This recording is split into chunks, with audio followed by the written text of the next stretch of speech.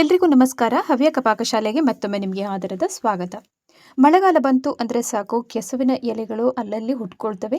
ಇದನ್ನು ಬಳಸ್ಕೊಂಡು ಪತ್ರೊಡೆಯನ್ನು ಬ್ರೇಕ್ಫಾಸ್ಟಿಗೆ ಅಂತ ಮಾಡಿದ್ರಂತೂ ಅದರ ರುಚಿ ಅಂತೂ ಸಖತ್ತಾಗಿರುತ್ತೆ.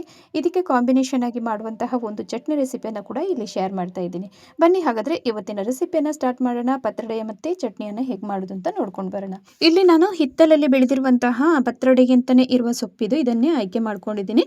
ಇದು ತುಂಬಾ ರುಚಿಕರವಾಗಿರುತ್ತೆ ಇದರಲ್ಲಿ ಪತ್ರೊಡೆ ಮಾಡಿದರೆ. ಮತ್ತು ಇದು ಹುಣಸೆ ಹಣ್ಣು ಕೂಡ ಹಾಗೆಯೇ ತುಂಬ ಕಡಿಮೆ ಪ್ರಮಾಣದಲ್ಲಿ ಹಾಕಿದರೆ ಸಾಕಾಗುತ್ತೆ. ತುರಿಕೆ ಕೂಡ ಅಷ್ಟಾಗಿ ಇರೋದಿಲ್ಲ. ಇಲ್ಲಿ ಒಂದಷ್ಟು ಸುಮಾರು ನನಗೆ ಈ ಸಲ ಪತ್ರೊಡೆ ಸೊಪ್ಪು ಸಿಕ್ಕಿದೆ. ಅದರ ಜೊತೆಗೆ ನಮಗೆ ಇದಕ್ಕೆ ಬಾಳೆ ಎಲೆ ಕೂಡ ಬೇಕಾಗುತ್ತೆ ಇದನ್ನು ಮಡಿಸಿ ಇಡೋದಕ್ಕೆ. ಈಗ ಪತ್ರೊಡೆ ಸೊಪ್ಪು ಆಗಿರ್ಬೋದು, ಬಾಳೆ ಎಲೆ ಇವೆಲ್ಲವನ್ನು ನೀಟಾಗಿ ತೊಳ್ಕೊಳ್ಬೇಕು. ಬಾಳೆ ಎಲೆ ಕೂಡ ಹಾಗೆಯೇ ನಾನು ಅರ್ಧರ್ಧ ಪೀಸಾಗಿ ಕಟ್ ಮಾಡ್ಕೊಂಡಿದ್ದೀನಿ. ಅದನ್ನು ನಾವೀಗ ಎಷ್ಟು ಅಂದಾಜಿನ ಪ್ರಮಾಣಕ್ಕೆ ಎಷ್ಟು ಬೇಕೋ ಅಷ್ಟು ಸಣ್ಣ ಸಣ್ಣಕ್ಕೆ ಪೀಸ್ ಮಾಡ್ಕೊಳ್ಬೋದು. ಇಲ್ಲಿ ಬಾಳೆ ಎಲೆಯನ್ನು ತೊಳೆದಾದ ನಂತರ ಪತ್ರೊಡೆ ಸೊಪ್ಪನ್ನು ಕೂಡ ಹಿಂಬದಿ ಆಮೇಲೆ ಎದುರಿನ ಬದಿಯನ್ನೆಲ್ಲ ಸರಿಯಾಗಿ ಅದನ್ನು ತೊಳ್ಕೊಳ್ಬೇಕಾಗತ್ತೆ ನೀಟಾಗಿ. ಆಮೇಲೆ ಅದರಲ್ಲಿ ಹಿಂಬದಿಯಲ್ಲೆಲ್ಲ ಸ್ವಲ್ಪ ಜೇಡ್ರ ಬಲೆ ಎಲ್ಲ ಇತ್ತು ಅಂತಂದರೆ ಅದನ್ನು ಕ್ಲೀನ್ ಮಾಡ್ಕೊಳ್ಬೇಕು. ಹಲವಾರು ರೀತಿಯಾದಂತಹ ಪತ್ರೊಡೆ ಸೊಪ್ಪು ನಮಗೆ ಸಿಗುತ್ತೆ, ಬಟ್ ನಮಗೆ ತುರಿಕೆ ಎಲ್ಲ ಕೆಲವೊಂದು ಇರುತ್ತೆ. ನೋಡಿಕೊಂಡು ಈ ಥರದ ಪತ್ರೊಡೆಗೆಲ್ಲ ಹಾಕ್ಕೊಳ್ಬೇಕಾಗತ್ತೆ. ಈಗ ಬಾಳೆ ಎಲೆಯನ್ನು ಈ ಥರ ಉದ್ದಕ್ಕೆ ನಾನು ಅರ್ಧ ಭಾಗವನ್ನು ಹೀಗೆ ಮಾಡಿಕೊಂಡು ಬಾಡಿಸ್ಕೊಳ್ತಾ ಇದ್ದೀನಿ. ಚೆನ್ನಾಗಿ ಬಾಡಿಸ್ಕೊಳ್ಬೇಕು, ಅದರ ಸೈಡೆಲ್ಲ ಸರಿಯಾಗಿ ಬಾಡಬೇಕು. ಯಾಕಂತಂದರೆ ನಮಗೇನು ಪತ್ರೊಡೆ ಎಲ್ಲ ಮಾಡ್ಕೊಳ್ಬೇಕಾದ್ರೆ ಅದು ಹರಿದು ಹೋಗಬಾರ್ದು, ಅದಕ್ಕೋಸ್ಕರ ನೀಟಾಗಿ ಬಾಡಿಸ್ಕೊಂಡಿದ್ದೀನಿ. ಎಲ್ಲ ಬಾಳೆ ಎಲೆಗಳನ್ನು ಕೂಡ ಅದೇ ರೀತಿಯಾಗಿ ಬಾಡಿಸ್ಕೊಂಡು ಸಣ್ಣದಾಗಿ ಅಂತಂದರೆ ನೋಡಿ ಈ ಥರ ಶೇಪಲ್ಲಿ ಇಷ್ಟು ದೊಡ್ಡಕ್ಕೆ ಕಟ್ ಮಾಡಿ ಇಟ್ಕೊಂಡಿದ್ದೀನಿ. ಒಂದು 10ರಿಂದ 12 ಆಗುವಷ್ಟು ಪೀಸಸನ್ನು ಬಾಳೆ ಎಲೆಯದ್ದು ಇದನ್ನು ರೆಡಿ ಮಾಡಿ ಇಟ್ಕೊಂಡಿದ್ದೀನಿ. ಆಮೇಲೆ ಇಲ್ಲಿ ಪತ್ರೊಡೆ ಸೊಪ್ಪನ್ನು ಕೂಡ ನೋಡ್ತಿರ್ಬೋದು, ಇದನ್ನು ಕೂಡ ಚೆನ್ನಾಗಿ ತೊಳ್ಕೊಂಡು ಸೈಡಲ್ಲಿ ಇಟ್ಕೊಳ್ಳೋಣ. ಈಗ ಬಾಳೆ ಎಲೆ ಮತ್ತು ಪತ್ರೊಡೆ ಸೊಪ್ಪು ಸೈಡಲ್ಲಿ ಇರಲಿ. ಇನ್ನು ಇದಕ್ಕೆ ಅಕ್ಕಿ ಮೇಯ್ನಾಗಿ ಬೇಕಿರುವಂಥದ್ದು. ನಾನು ಓವರ್ ನೈಟ್ ಸೋಕಾಗಿರುವಂತಹ ಬೆಳ್ತಿಗೆ ಅಕ್ಕಿ ಇದು. ರಾ ರೈಸನ್ನು ತಗೊಂಡಿದ್ದೀನಿ. ನಾನಿಲ್ಲಿ ತೋರಿಸಿರುವಂತಹ ಲೋಟದಲ್ಲಿ 4 ಲೋಟ ಆಗುವಷ್ಟು ಅಕ್ಕಿಯನ್ನು ನಾನಿಲ್ಲಿ ನೆನೆ ಹಾಕ್ಕೊಂಡಿದ್ದೀನಿ. ನೀವು ಟೈಮ್ ಇಲ್ಲ ಅಂತ ಅಂದರೆ ಒಂದು 3ರಿಂದ 4 ಗಂಟೆ ಅಥವಾ 5 ಗಂಟೆ ನೆನೆಸಿದರೂ ಸಾಕಾಗತ್ತೆ. ಈಗ ಇಷ್ಟಾದ ನಂತರ ಇದನ್ನು ನೀರನ್ನು ಬಸ್ದು ಇದನ್ನು ಕೂಡ ಒಂದು ಸೈಡಲ್ಲಿ ಇಟ್ಟಿರೋಣ. ಈಗ ಪತ್ರೊಡೆ ತುಂಬ ಸಾಫ್ಟಾಗಿ ಬರೋದಕ್ಕೆ ಇಲ್ಲಿ ಸ್ವಲ್ಪ ಅವಲಕ್ಕಿಯನ್ನು ನಾವು ಹಾಕ್ಕೊಳ್ಬೇಕಾಗುತ್ತೆ. ನಾನಿಲ್ಲಿ ಪೇಪರ್ ಅವಲಕ್ಕಿಯನ್ನು ತಗೊಂಡಿದ್ದೀನಿ. ನಾವು ಯಾವ ಲೋಟದಿಂದ ಅಕ್ಕಿಯನ್ನು ಅಳತೆ ಮಾಡಿ ತಗೊಂಡಿರ್ತೀವಲ್ಲ ಅದೇ ಲೋಟದಿಂದ 4 ಕಪ್ ಆಗುವಷ್ಟು ಅಥವಾ 4 ಲೋಟ ಆಗುವಷ್ಟು ಪೇಪರ್ ಅವಲಕ್ಕಿಯನ್ನು ಕೂಡ ಸ್ವಲ್ಪ ತೊಳ್ಕೊಂಡು ನಾವು ಅದನ್ನು ಸಾಫ್ಟ್ ಮಾಡಿಕೊಂಡ್ರೆ ಸಾಕಾಗುತ್ತೆ. ಒಮ್ಮೆ ತೊಳ್ಕೊಂಡ್ರೆ ಸಾಕಾಗುತ್ತೆ, ಅದರ ಧೂಳೆಲ್ಲ ತೆಗೆದ್ರೆ ಸಾಕು. ಈಗ ನೋಡ್ಬೋದು ತೊಳ್ಕೊಂಡು ತಂದಿದ್ದೀನಿ. ಇದನ್ನು ಕೂಡ ಒಂದು ಸೈಡಲ್ಲಿ ಇಟ್ಟಿರೋಣ. ಇದಾದಮೇಲೆ ಇನ್ನು ನಾವು ಮಸಾಲೆಯನ್ನು ನೋಡ್ಕೊಳ್ಳೋಣ. ಇಲ್ಲಿ ಮಸಾಲೆಯನ್ನು ರುಬ್ಕೊಳ್ಳೋದಕ್ಕೆ ಹಾಕುವಾಗ ನಾವೀಗ ಬ್ಯಾಡಗೆ ಮೆಣಸಿನ್ಕಾಯನ್ನು ಹಾಕ್ಕೊಳ್ಬೇಕು. ನಾನಿಲ್ಲಿ ಹತ್ರ ಒಂದು 15 ಆಗುವಷ್ಟು ಬ್ಯಾಡಗೆ ಮೆಣಸಿನ್ಕಾಯನ್ನು ಹಾಕ್ಕೊಂಡಿದ್ದೀನಿ. ನೀವು ಖಾರಕ್ಕೆ ಅನುಗುಣವಾಗಿ ಬ್ಯಾಡಗೆ ಮೆಣಸಿನ್ಕಾಯಿನ ಪ್ರಮಾಣವನ್ನು ಹೆಚ್ಚು ಕಡಿಮೆ ಮಾಡ್ಕೊಳ್ಬೋದು. ಅದಾದ ನಂತರ ಇಲ್ಲಿ ಕೊತ್ತಂಬರಿ ಬೀಜವನ್ನು 4 ಚಮಚ ಆಗುವಷ್ಟು ಹಾಕ್ಕೊಂಡಿದ್ದೀನಿ. ಆಮೇಲೆ 2 ಸ್ಪೂನ್ ಆಗುವಷ್ಟು ಜೀರಿಗೆಯನ್ನು ಹಾಕ್ಕೊಳ್ಬೇಕು. ಮತ್ತು ಇಲ್ಲಿ ಹುಣಸೆ ಹಣ್ಣನ್ನು ಹಾಕ್ಕೊಳ್ಬೇಕು. ನೀವು ಪತ್ರೊಡೆ ಸೊಪ್ಪು ಎಲ್ಲಿಯಾದರೂ ತುರಿಕೆ ಜಾಸ್ತಿ ಇತ್ತು ಅಂತ ಅಂದರೆ ಹುಣಸೆ ಹಣ್ಣನ್ನು ಕೂಡ ಜಾಸ್ತಿಯಾಗಿ ಹಾಕ್ಕೊಳ್ಬೇಕು. ಇಲ್ಲಿ ಆಮೇಲೆ ಬೆಲ್ಲವನ್ನು ಹಾಕ್ಕೊಂಡಿದ್ದೀನಿ ಒಂದು ಸ್ವಲ್ಪ. ಆಮೇಲೆ ರುಚಿಗೆ ತಕ್ಕಷ್ಟು ಉಪ್ಪು. ಇವೆಲ್ಲವನ್ನು ಒಂದು ಸೈಡಲ್ಲಿ ಇಟ್ಟಿರೋಣ. ನೆಕ್ಸ್ಟ್ ಈಗ ರುಬ್ಕೊಳ್ಳೋದಕ್ಕೆ ಮಿಕ್ಸಿ ಜಾರನ್ನು, ದೊಡ್ಡ ಜಾರನ್ನು ತಗೊಂಡಿದ್ದೀನಿ. ಅದರಲ್ಲಿ ಎಲ್ಲವನ್ನು ಕೂಡ ಪ್ರಮಾಣ ಸ್ವಲ್ಪ ಸ್ವಲ್ಪನೇ ಹಾಕ್ಕೊಂಡು 4 ಬ್ಯಾಚ್ ಅಥವಾ ನೀವು 3 ಬ್ಯಾಚಲ್ಲಿ ಕೂಡ ಎಷ್ಟಾಗುತ್ತೋ ಅಕ್ಕಿ ನೀವು ಯಾವ ಪ್ರಮಾಣದಲ್ಲಿ ತಗೊಂಡಿದ್ದೀರೋ ಅಷ್ಟು ಪ್ರಮಾಣದಲ್ಲಿ ಪ್ರತಿಯೊಂದನ್ನು ಹಾಕ್ತಾ ಬರಬೇಕು. ಅವಲಕ್ಕಿ ಆಗಿರ್ಬೋದು, ಅಕ್ಕಿ ಆಗಿರ್ಬೋದು, ಆಮೇಲೆ ಈ ಮಸಾಲೆ ಪದಾರ್ಥಗಳು ಎಲ್ಲವನ್ನು ಸ್ವಲ್ಪ ಸ್ವಲ್ಪನೇ ಹಾಕಿ ಗ್ರೈಂಡ್ ಮಾಡ್ಕೊಳ್ಬೇಕು. ನುಣ್ಣಗಂದರೆ ಅಷ್ಟು ಫೈನಾಗಿ ಮಾಡ್ಕೊಳ್ಬೇಕಾಗತ್ತೆ. ರುಬ್ಬುವಾಗ ಜಾಸ್ತಿ ನೀರನ್ನು ಕೂಡ ಹಾಕೋದಕ್ಕೆ ಹೋಗಬಾರ್ದು. ನೋಡಿಕೊಂಡು ಕನ್ಸಿಸ್ಟೆನ್ಸಿಯನ್ನು ನಾವು ಇದನ್ನು ಈಗ ಪತ್ರೊಡೆ ಸೊಪ್ಪಿಗೆ ನಾವು ಅಪ್ಲೈ ಮಾಡಬೇಕಾದ್ರೆ ಯಾವ ಥರ ಹಿಟ್ಟು ಇರಬೇಕು ಅಂತ ನಿಮಗೆ ಗೊತ್ತಾಗುತ್ತಿಲ್ಲ. ಆ ಥರದ ಕನ್ಸಿಸ್ಟೆನ್ಸಿಗೆ ಮಾಡ್ಕೊಳ್ಬೇಕು. ಸ್ವಲ್ಪ ನೋಡಿ ಅವಲಕ್ಕಿಯನ್ನು ಕೂಡ 3 ಬ್ಯಾಚಲ್ಲಿ ಕೂಡ ಸ್ವಲ್ಪ ಸ್ವಲ್ಪನೇ ಹಾಕಿ ಗ್ರೈಂಡ್ ಮಾಡಿಕೊಂಡು ತರಬೇಕು.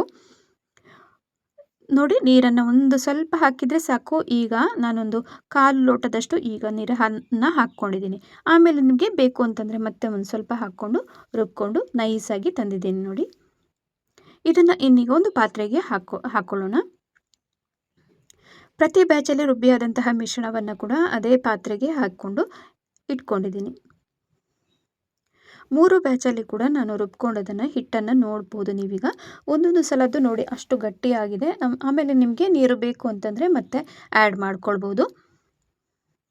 ಈಗ ನಾನು ರುಬ್ಬಿ ಎಲ್ಲ ಆದ ನಂತರ ಈಗ ನೋಡಿ ಸ್ವಲ್ಪ ಅಷ್ಟೇ ಮಿಕ್ಸಿ ಜಾರಿಗೆ ನೀರನ್ನು ಹಾಕ್ಕೊಳ್ತಾ ಇದ್ದೀನಿ. ಇನ್ನೊಮ್ಮೆ ಮಿಕ್ಸ್ ಮಾಡಿ ನೋಡ್ಕೊಳ್ಳಿ ಯಾವ ಥರ ಹದದಲ್ಲಿ ಇದೆ ಅಂತ ನೋಡ್ಕೊಳ್ಬೋದು ನೀವೀಗ. ಉಪ್ಪನ್ನು ಕೂಡ ನಾವು ಆಗಲೇ ಹಾಕಿರೋದ್ರಿಂದ ಅದಷ್ಟೇ ಸಾಕಾಗುತ್ತೆ. ನಿಮಗೆ ಇನ್ನೂ ಬೇಕು ಅಂತಂದರೆ ಈ ಹಂತದಲ್ಲಿ ಆ್ಯಡ್ ಮಾಡ್ಕೊಳ್ಬೋದು. ಮಸಾಲೆಯನ್ನೆಲ್ಲ ಹುರಿದು ಕೂಡ ಮಾಡೋದಿದೆ, ಅದು ಇನ್ನೊಂದು ರುಚಿಯಾಗಿರುತ್ತೆ. ಬಟ್ ಇಲ್ಲಿ ಹಸಿಯನ್ನು ಕೂಡ ಮಾಡಿದರೆ ಅದು ಇನ್ನೊಂದು ಟೇಸ್ಟ್ ಆಗಿರುತ್ತೆ. ಈಗ ಹಿಟ್ಟಿನ ಹದ ನೋಡ್ತಿರ್ಬೋದಲ್ಲ ನೀವು, ಈ ಥರ ಬರಬೇಕು. ಇಷ್ಟ ಆದರೆ ಸಾಕು ನೋಡಿ. ಈ ಥರ ಕೆಳಗಡೆ ಹಾಕಿದಾಗ ಅದು ಯಾವ ಥರ ಬೀಳತ್ತೆ ನೋಡಿ, ಅಷ್ಟಿದ್ರೆ ಸಾಕಾಗತ್ತೆ. ಎಲ್ಲವನ್ನ ರೆಡಿ ಮಾಡ್ಕೊಂಡಿದ್ದಾಯಿತು. ಮಸಾಲೆ ಹಾಕಿ ಹಿಟ್ಟನ್ನು ಕೂಡ ರುಬ್ಕೊಂಡಿದ್ದಾಯಿತು. ಆಮೇಲೆ ಪತ್ರೊಡೆ ಸೊಪ್ಪು ಕೂಡ ರೆಡಿ ಇದೆ. ಆಮೇಲೆ ಬಾಳೆ ಎಲೆ ಕೂಡ ರೆಡಿಯಾಗಿದೆ. ಇನ್ನೀಗ ಒಂದೊಂದನ್ನೇ ನಾವು ಸೊಪ್ಪನ್ನು ತೆಗೆದು ಅದರ ಮೇಲಿಂದ ಹಿಟ್ಟನ್ನು ಅಪ್ಲೈ ಮಾಡಿ ಯಾವ ಥರ ಮಡಿಸಿ ಇಡೋದು ಅಂತ ನೋಡೋಣ. ನೋಡ್ಬೋದು ನೀವೀಗ ನಾನು ಒಂದೊಂದೇ ಸೊಪ್ಪನ್ನು ತೆಕ್ಕೊಂಡು ಅದರ ಮೇಲಿಂದ ಹಿಟ್ಟನ್ನು ಈ ಥರ ಅಪ್ಲೈ ಮಾಡ್ತಾ ಇದ್ದೀನಿ. ಅದಕ್ಕಾಗಿ ನೀವು ಹಿಟ್ಟನ್ನು ಕೂಡ ಕನ್ಸಿಸ್ಟೆನ್ಸಿ ನೋಡ್ಕೊಳ್ಳಿ. ಅದು ತೀರಾ ದಪ್ಪಗೆ ಇದ್ದರೆ ಕೂಡ ಗಟ್ಟಿ ಅನಿಸುತ್ತೆ. ಆಮೇಲೆ ಹಚ್ಕೊಳ್ಳೋದಕ್ಕೆ ಸುಲಭ ಆಗಬೇಕು, ಅಷ್ಟಾದರೆ ಸಾಕಾಗುತ್ತೆ. ಒಂದೊಂದಾಗಿ ಎಲೆಗಳನ್ನು ಇಟ್ಕೊಂಡು ಹೀಗೆ ಬರಬೇಕು. ತುಂಬ ದಪ್ಪನೇ ಹಚ್ಚೋದಕ್ಕೆ ಹೋಗಬೇಡಿ, ಸ್ವಲ್ಪ ತೆಳ್ಳಗಾಗೇ ಇರಲಿ. ಒಂದು ಸಲಕ್ಕೆ ನಮಗೆ ಹಚ್ಕೊಳ್ಳುವಾಗ ಒಂದು 5ರಿಂದ 6 ಎಲೆಗಳನ್ನು ಇಟ್ಕೊಳ್ಬೋದು. ನೀವು ಎಲೆಯ ಸೈಜ್ ನೋಡಿಕೊಂಡು ಇದನ್ನು ಹಚ್ಕೊಳ್ಬೋದು. ಕೆಲವೊಂದು ಪತ್ರೊಡೆಗಿಂತಲೇ ಇರುವ ಸೊಪ್ಪು ತುಂಬಾ ದೊಡ್ಡದಾಗಿರುತ್ತೆ, ನಮ್ಮಲ್ಲೂ ಇದೆ. ಬಟ್ ಅದು ಈಗಾಗಲೇ ಮಳೆ ಬಂದು ಅಷ್ಟಾಗಿ ಚಿಗುರಿ ಬಂದಿಲ್ಲ. ಅದಕ್ಕೋಸ್ಕರ ನಾನು ಈ ಥರದ ಬಣ್ಣದ ಎಲೆ ನಮ್ಮಲ್ಲಿ ಯಾವತ್ತೂ ಆಗುತ್ತೆ, ಅದಕ್ಕೋಸ್ಕರ ಇದನ್ನೇ ನಾನು ಈಗ ಇವತ್ತು ಆಯ್ಕೆ ಮಾಡ್ಕೊಂಡಿದ್ದೀನಿ. ಈಗ ಒಂದನೇ ಸಲದ್ದು 5ರಿಂದ 6 ಆಗುವಷ್ಟು ನಾನೀಗ ಹಾಕ್ಕೊಂಡು ಮಡಿಸ್ಕೊಂಡು ಇಟ್ಕೊಂಡಿದ್ದೀನಿ. ಈಗ ಇನ್ನೊಂದನ್ನು ಮಾಡೋದನ್ನು ತೋರಿಸ್ತಾ ಇದ್ದೀನಿ ನೋಡಿ. ಎಷ್ಟು ತೆಳ್ಳಗೆ ಹಚ್ಕೊಳ್ಬೋದು ಅಂತ ನೀವು ಗಮನಿಸ್ಬೋದು. ಸುತ್ತಲೂ ನೋಡಿ ಎರಡೂ ಬದಿಗೂ ಹಾಗೆಯೇ ಹಚ್ಕೊಳ್ಬೇಕು.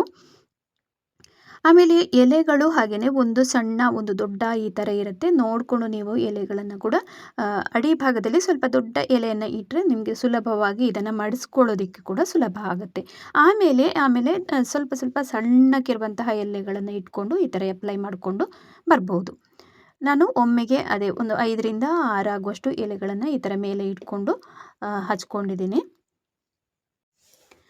ಈಗಾಗಲೇ 4ರಿಂದ 5 ಆಗುವಷ್ಟು ಎಲೆಗಳನ್ನು ಹಾಕ್ಕೊಂಡು ಹೀಗೆ ಹಿಟ್ಟನ್ನು ಹಾಕ್ಕೊಂಡಿದ್ದೀನಿ. ಇನ್ನು ಲಾಸ್ಟಿಂದ ಮಡಿಸ್ಕೊಂಡು ಬರೋದು ಹೇಗೆ ಅಂತ ನೋಡೋಣ. ನೋಡಿ, ತುದಿ ಭಾಗದಲ್ಲಿ ಹೀಗೆ ಇಟ್ಕೊಂಡು ರೌಂಡಾಗಿ ನೋಡಿ ಈ ಥರ ಸುತ್ತಕೊಂಡು ಬರಬೇಕು.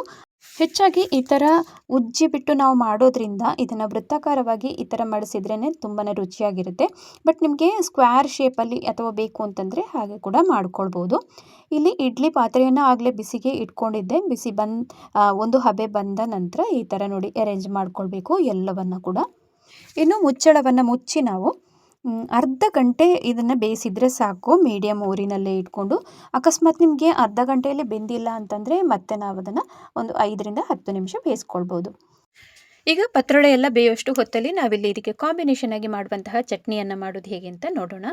ಇಲ್ಲಿ ಒಂದು ಸಣ್ಣ ಮಿಕ್ಸಿ ಜಾರಿಗೆ ಕಾಯಿ ತುರಿಯನ್ನು ಹಾಕ್ಕೊಂಡಿದ್ದೀನಿ. ಆಮೇಲೆ ರುಚಿಗೆ ತಕ್ಕಷ್ಟು ಬ್ಯಾಡಗಿ ಮೆಣಸಿನಕಾಯನ್ನು ಹಾಕ್ಕೊಳ್ಬೇಕು. ಆಮೇಲೆ ಸಣ್ಣ ಪೀಸ್ ಆಗುವಷ್ಟು ಈರುಳ್ಳಿಯನ್ನು ಹಾಕಿ ರುಚಿಗೆ ತಕ್ಕಷ್ಟು ಉಪ್ಪನ್ನು ಕೂಡ ಹಾಕ್ಕೊಂಡಿದ್ದೀನಿ. ಆಮೇಲೆ ಒಂದು ಸ್ವಲ್ಪ ಹುಣಸೆ ಹಣ್ಣನ್ನು ಹಾಕ್ಕೊಳ್ಬೇಕು. ಮತ್ತು ರುಬ್ಕೊಳ್ಳೋದಕ್ಕೆ ನೀರನ್ನು ಕೂಡ ಹಾಕಿ ರುಬ್ಕೊಂಡು ನೈಸಾಗಿ ರುಬ್ಕೊಂಡು ಇದನ್ನು ಒಂದು ಪಾತ್ರೆಗೆ ಹಾಕ್ಕೊಂಡಿದ್ದೀನಿ. ಇನ್ನು ಇದಕ್ಕೆ ಮಾಮೂಲಿಯಾಗಿ ಮಾಡುವಂತಹ ಸಾಸಿವೆ ಮತ್ತು ಕರಿಬೇವು ಸೊಪ್ಪಿನ ಒಗ್ಗರಣೆಯನ್ನು ಕೊಟ್ಟರೆ ಸೂಪರ್ ಆದಂತಹ ಕಾಂಬಿನೇಷನ್ ಚಟ್ನಿ ಕೂಡ ರೆಡಿ ಆಯಿತು. ಈ ಸೈಡ್ ಪತ್ರೊಡೆ ಕೂಡ ಸರಿಯಾಗಿ ಬೆಂದಿದೆ. ಅರ್ಧ ಗಂಟೆ ನಾನು ಬೇಯಿಸಿದ್ದೀನಿ. ನಿಮಗೆ ಏನಾದರೂ ಬೇಯಲಿಲ್ಲ ಮಧ್ಯಭಾಗದಲ್ಲೆಲ್ಲ ಹಾಗೆಯೇ ಹಸಿ ಉಳಿದಿದೆ ಅಂತಂದರೆ ಮತ್ತೆ ಅರ್ಧ ಗಂಟೆ ನಾವೀಗ ಇಟ್ಟದ್ದು ಕಡಿಮೆ ಆಯಿತು ಅಂತಂದರೆ 10 ನಿಮಿಷ ಜಾಸ್ತಿ ಇಟ್ಕೊಂಡು ಬೇಯಿಸ್ಕೊಳ್ಬೋದು. ನಾನು ತೆಗೆದಿರುವಂತಹ ಪತ್ರೊಡೆ ತುಂಬಾ ಚೆನ್ನಾಗಿ ಬೆಂದಿದೆ. ಇನ್ನು ಇದನ್ನು ನಾವು ಆಗಲೇ ಮಾಡಿದಂತಹ ಚಟ್ನಿ ಜೊತೆಗೆ ನಾವು ಸರ್ವ್ ಮಾಡ್ಕೊಳ್ಬೋದು. ಇದನ್ನು ಕಟ್ ಮಾಡಿಕೊಂಡು ನಾವು ಇದನ್ನು ತಿನ್ಬಹುದು. ಲೇಯರ್ ಬೈ ಲೇಯರ್ ಬಂದಿರುತ್ತೆ, ಅಷ್ಟೇ ಚೆನ್ನಾಗಿರುತ್ತೆ. ಪ್ರತಿಯೊಂದು ಸೊಪ್ಪು ಕೂಡ ಹಾಗೆಯೇ ಪತ್ರೊಡೆಗೆ ಅಂತಲೇ ಇರುವಂತಹ ಸೊಪ್ಪಲ್ಲಿ ನಾವು ಮಾಡಿದ್ರೆ ಅಷ್ಟೇ ಚೆನ್ನಾಗಿರುತ್ತೆ. ಬಟ್ ನಾನಿಲ್ಲಿ ಉಪಯೋಗಿಸಿರುವಂತಹ ಬಣ್ಣದ ಕೆಸವಂತೂ ಬಹಳ ಸಖತ್ತಾದಂತಹ ಟೇಸ್ಟ್ ಕೂಡ ಕೊಡುತ್ತೆ. ಇದು ನಮ್ಮ ಊರಲ್ಲಿ ತೋಟದಲ್ಲೆಲ್ಲ ಜಾಸ್ತಿಯಾಗಿ ಹಾಗೆಯೇ ಹುಟ್ಕೊಳ್ಳುತ್ತೆ, ಬೆಳೆಯುತ್ತೆ. ಮತ್ತು ಮಳೆಗಾಲ ಬಂತು ಅಂದರೆ ಸಾಕು ಜಾಸ್ತಿಯಾಗಿ ಅಲ್ಲಲ್ಲಿ ಹುಟ್ಕೊಳ್ಳುತ್ತೆ. ಈಗ ಕಟ್ ಮಾಡಿದ ಮೇಲೆ ತೋರಿಸ್ತಾ ಇದ್ದೀನಿ ನೋಡಿ. ಇನ್ನು ಇದನ್ನು ಸರ್ವ್ ಮಾಡ್ಕೊಳ್ಳುವಾಗ ಚಟ್ನಿ ಜೊತೆಗೂ ಕೂಡ ಮಾಡ್ಕೊಳ್ಬೋದು, ಅಥವಾ ಸಣ್ಣ ಸಣ್ಣ ಕಟ್ ಮಾಡಿ ಕಾವಲಿ ಮೇಲೆ ತವಾದ ಮೇಲೆ ಎಣ್ಣೆ ಹಾಕಿ ಫ್ರೈ ಮಾಡಿದರೆ ಕೂಡ ಅದು ಕೂಡ ಸೂಪರ್ ಆದಂತಹ ಟೇಸ್ಟ್. ನಿಮಗೆ ಯಾವುದು ಇಷ್ಟ ಆಗುತ್ತೋ ಹಾಗೆ ಇದನ್ನು ಮಾಡ್ಕೊಳ್ಬೋದು. ಅಥವಾ ಎಣ್ಣೆ ಮತ್ತು ಉಪ್ಪಿನಕಾಯಿ ಜೊತೆಗೇನೋ ಕಾಂಬಿನೇಷನ್ ಕೂಡ ತುಂಬಾ ಸೂಪರ್ ಆಗಿರುತ್ತೆ. ಬ್ರೇಕ್‌ಫಾಸ್ಟಿಗೆಲ್ಲಂತೂ ಹೇಳಿ ಮಾಡಿಸಿದಂತಹ ಒಂದು ತಿಂಡಿ ಅಂತ ಹೇಳ್ಬೋದು. ಇವತ್ತಿನ ಪತ್ರೊಡೆ ರೆಸಿಪಿ ನಿಮಗೆಲ್ಲರಿಗೂ ತುಂಬಾ ಇಷ್ಟ ಆಗಿರ್ಬೋದು ಅಂತ ಅಂದ್ಕೊಂಡಿದ್ದೀನಿ. ಇಷ್ಟ ಆದಲ್ಲಿ ಹೊಸಬರು ಯಾರಾದರೂ ಚಾನಲನ್ನು ನೋಡ್ತಿದ್ರೆ ದಯವಿಟ್ಟು ಸಬ್ಸ್ಕ್ರೈಬ್ ಮಾಡ್ಕೊಳ್ಳಿ. ಹಾಗೆಯೇ ಪಕ್ಕದಲ್ಲಿರುವ ಬೆಲ್ ಐಕನನ್ನು ಕೂಡ ಪ್ರೆಸ್ ಮಾಡೋದನ್ನು ಮರಿಬೇಡಿ. ಹವ್ಯಕ ಪಾಕಶಾಲೆಯಲ್ಲಿ ಇನ್ನೊಂದು ಹೊಸ ರುಚಿಯೊಂದಿಗೆ ಮತ್ತೊಮ್ಮೆ ನಿಮ್ಮನ್ನು ಭೇಟಿ ಆಗ್ತೀನಿ. ಅಲ್ಲಿ ತನಕ ನಮಸ್ಕಾರ.